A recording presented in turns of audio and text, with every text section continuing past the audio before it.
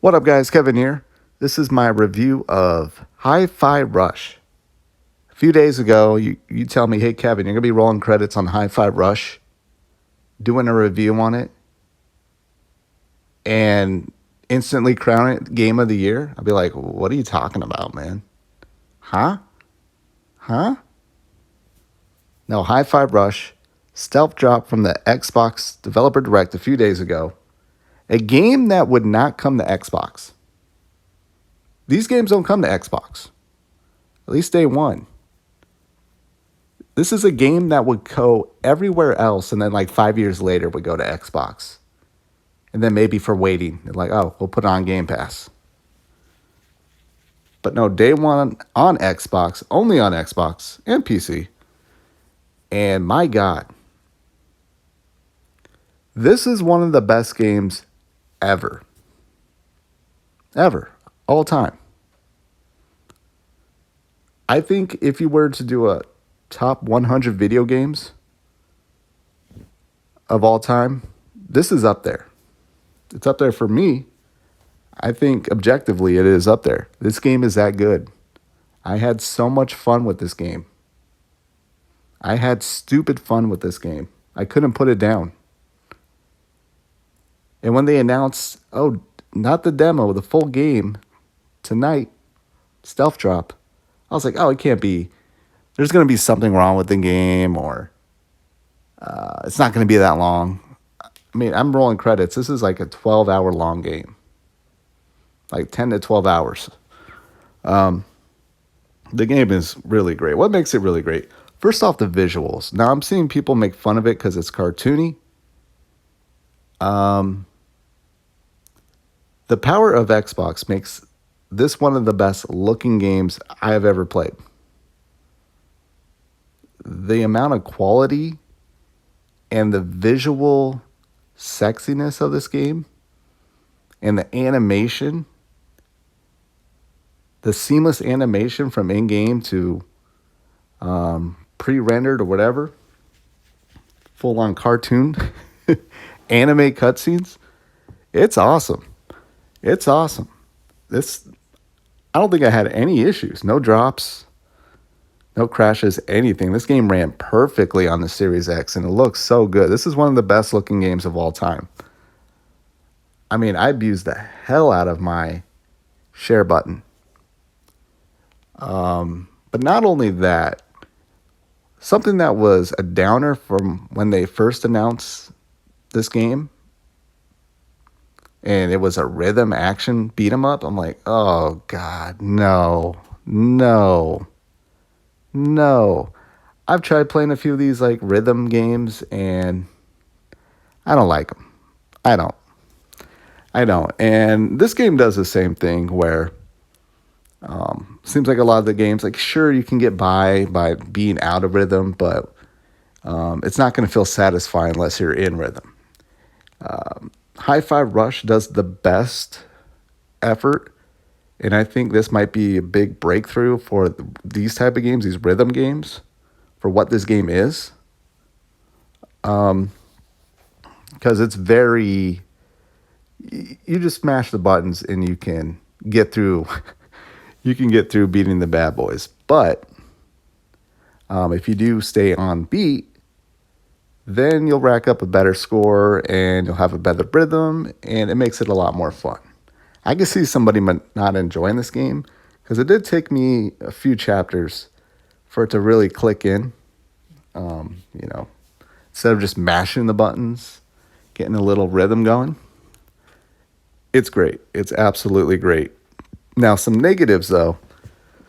That rhythm, still not my favorite, but at the same time, if this was just a straight up just action platforming game, would it be as great? I still think so, but for what this game did, I mean, everything is bobbing to the beat. Like even stuff in the level, the shrubs, everything is moving to the beat.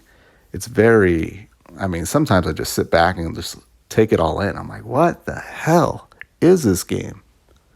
And if it's just a straight up action brawler beat 'em up, would be really good. It just wouldn't be special like this game is.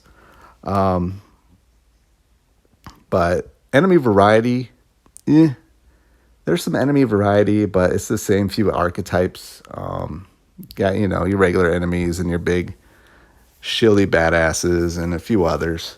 Nothing too great. I could see in a sequel them branching out a little bit. I'm seeing people complain. I was listening to one PlayStation podcast and they were complaining that, under PlayStation, they would have nurtured this to be open world. This game does not need to be open world. This game was, for me, 12 hours, and it was perfect. It was linear. It was perfect. It had a bunch of secrets. Reminded me of the old, Xbox 360 days of video games. Kind of reminded me of, Deadpool and Lollipop Chainsaw. Of course, people bringing up Sunset Overdrive, Jet Set Radio Future, because it looks just good. It's a good-looking game. And it's such high quality, again. Now, the cast, you play as Kai, who is 1.82% have beat the game so far. Really? I think that's just the Game Pass thing. Everybody checking it out. People checking it out who don't want to play it. I think you get a lot of people like that. 98 out of 100 people check out the game and don't beat it. Still, it's only a few days after launch. But no, it's very linear, but it's very old school. You got little shortcuts and secrets. It's not like a RPG. There's no numbers flying out of characters that you're bopping and beeping. And there's no skills. I mean, you could buy skills actually. You could buy moves. But there's no skill tree or anything like that. You buy the skills or the combos, and then you can buy the specials and then assign it. And as the game goes on, you meet more characters and you build your power of friendship. So at the beginning, it's you and a cat who is Peppermint or 808. 808 is Peppermint. Peppermint is 808. Peppermint is the girl here. And she has a little cat who's funny. The cat's always licking his balls. It's like every scene with the cat, he's licking his balls. There's a very funny scene where Kai, the main character, and the cat, they land on each other, and the cat's junk is up in Kai's face, and he's like, "It's not what it looks like." I'm like, I'm just sitting here thinking, I'm like, what is he implying? The game's really funny, a little cheesy, a little corny, but it is very funny. Absolutely hilarious, because Kai is a dickhead. He's a dick to everybody. Corsica boss battle is one of the best boss battles ever. And you can make a case the next one with Mimosa was just spectacular visually. I mean, you go into the boss battle, it's a call out to the Super Bowl with Katy Perry with the left shark. He gets dressed up as a left shark. I mean, if you would have done the boss battle as a left shark, 10 out of 10 instantly. But the Corsica boss battle, because it's pretty standard, I'm like, okay, if this keeps going on, all right, it's going to run out of steam. But as the game goes on, it just gets better and better, and just they mess with new ideas. And Corsica, who ends up being one of your party members, and the way it works is you're just controlling yourself, and you can call in the other characters, kind of like the Tales of Arise. You call them in, and they do their little special move. But the Corsica boss battle was just so good. You're not actually fighting her. You're trying to talk her, into, hey, we're on your side. But Kai's a dick. He's doing a good job, but then he just makes it worse. He just can't help saying that dick thing, oh, you suck, or something like that, along those lines. And the battle, though, is just you. You just were posting everything back at her, and it's great. It's great. They do put a lot of the rhythm, a lot of QTEs. I know QTE sounds bad, but in this game, they just work perfectly. It makes sense. Yeah, and it just builds up to a very, very nice game. Very nice game. Towards the end, the music started to get a little more diverse. Props for having 9 Inch Nails, but I do have to mark it down. The music just safe rock. That safe rock. When I used to do Uber and drive people around, I would put on the safe rock station, just that rock music that wasn't offensive. It was so unoffensive it offended me, but hey, it's what got me my 5 stars. That's a lot of the music. I don't think there's Imagine Dragons, so definitely 2 thumbs up there. So not all is bad, but in terms of like getting with the beat with just the rock and roll, I don't know. Again, safe rock and getting to the beat was really hard for me to do throughout the game. What I usually did is just put a song in my head and just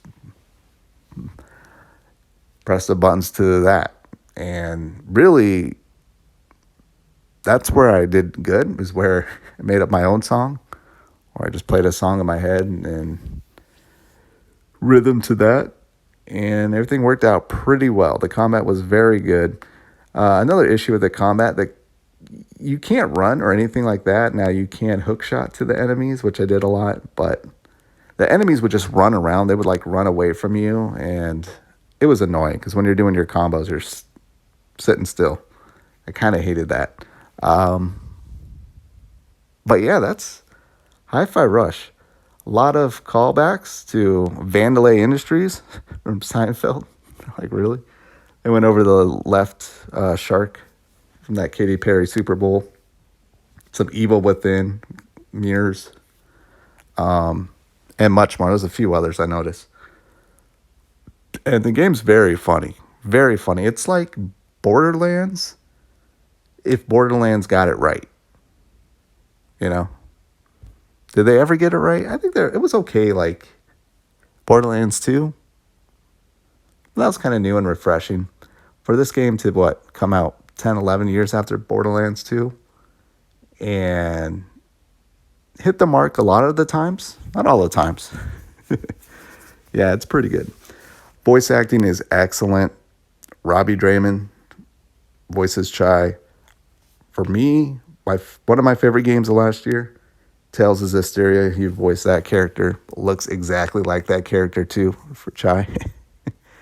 Erica Lindbeck as Peppermint, and the other voice acting, really good. Even that Scottish chick, even though it sounded like she broke accent a few times, she's really good.